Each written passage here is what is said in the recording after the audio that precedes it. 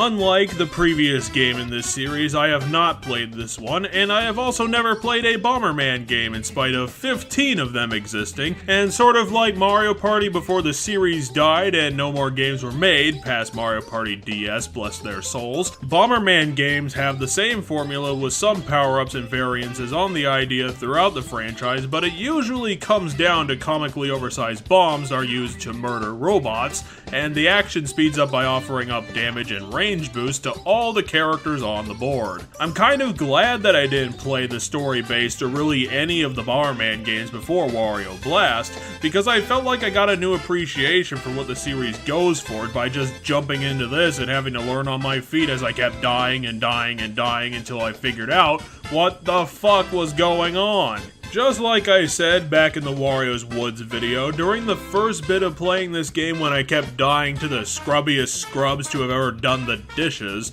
I was getting sucked into this puzzle action game thing as hard as that other game. I think I might just have a thing for clever puzzle games now that I'm writing this down, because it has that weird combination that these games hit in the early stage of play. Simple controls, it starts getting more complex as you go on, and the constant deaths and failures are really just your teaching stage, and the ultimate satisfaction of playing these games is the eventual win, and then you start using that newfound confidence to flamethrower all the other puzzles into little tiny pieces. It's that feeling of, yeah, I'm fucking this up, but I learned this and that, and I can feel like I'm just getting so close to teaching those dickheads a thing or two. It turned out that including this game in the Wario spin-off collection was pretty much pointless, since the only thing that distinguishes it from a Bomberman game is the name of itself. At the start of the game, Wario Blast asks if you want to play as Wario or Bomberman, and after that the game is pretty much only spent on constantly exploding either character you didn't pick. The game gets stuck into a single, unchangeable formula. You get introduced to a new area and have to kill one enemy, and then two, and then three, and then it finishes with a big boss fight. There are around 30 to 40 levels in this game birthed from that formula. One of the negatives of this game that I found while scouring walkthroughs during the learning phase was that Wario Blast apparently has terrible AI. I would agree, but also say some things about it. Yes, this game has pretty bad AI.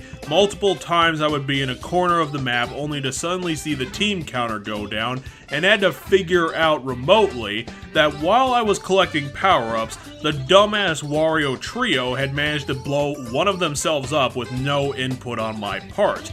However, the AI isn't so totally useless that the Warios will start walking into walls or constantly trap themselves with their own bombs. There is still a challenge to this game, and I think it's the staple challenge of every Bomberman game ever, and that is trying to calculate a successful bombing run while you have to contend with not only the enemy's bombs and a bunch of timers, but also your own, and this is when the game really starts coming alive. At the midpoint of a level, you should have been able to destroy a lot of obstacles and pick up to about mid to high range explosives, maybe even kill an enemy or two.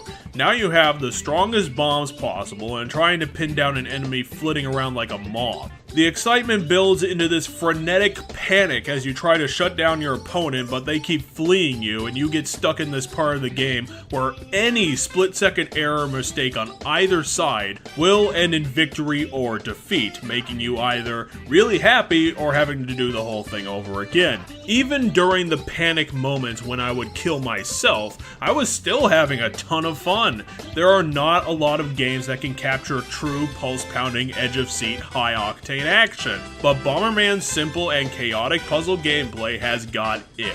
Wario Blast capitalizes on the time that you spend getting to know the screen-clearing bombing gameplay by spicing up the levels and adding in board hazards such as conveyor belts, teleporters, and shortened fuses, while also jazzing up the game by giving the player a new ability after every boss fight, such as being able to jump fences, kicking bombs, and a goddamn motorcycle dash move. These changes to gameplay managed to make the panicking fun of avoiding pillars of fire even better by making the game faster and more overpowered on your end. Being able to jump fences becomes almost indispensable once you are able to put it fully into your arsenal. The boss fights do take away the panicking part of the game, but do replace it with some nail-biting action regardless, since bosses do not deal with rows, having bombs, or any of your pathetic mortal problems. One of the big issues with the boss fights overall is that since they are hovering around the playing field instead of going through the rows,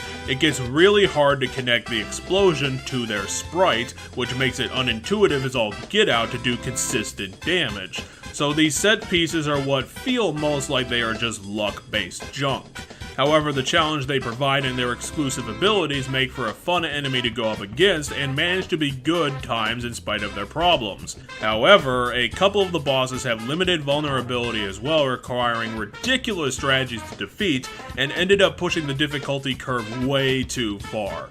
Another possible staple of the series might have appeared at the end of this game: unbearable final bosses. More than 3 hits to defeat, limited vulnerability, hard to avoid attacks really mire what should have been a crazy, wacky final enemy. And it is a shame too, because for a Game Boy title, this game really did end with a bang. Your character riding away from the final showdown with an explosion in the background on your motorcycle. When I read that in the walkthrough, I thought it was a joke, but there it is, right there on Nintendo licensed plastic. Wario Blast featuring Bomberman is a delightful, pulse-pounding continuation of Bomberman's classic explosion action gameplay, including the usual panicky, split-second deciding battle between lines and lines of screen-clearing explosions.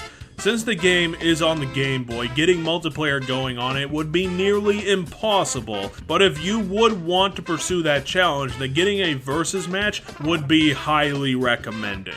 Otherwise, just run through the campaign against bots and enjoy getting used to all the awesome powers and making the enemies bow to your greatness like you were the second coming of Splosion Man. This game will keep you on the edge of your seat for an entire afternoon, and if you're a fan of puzzle-type games, then the recommendation could not be higher. Well, it could. The game's obviously not perfect, but I think this scoreboard will go to show that it was pretty damn close nonetheless.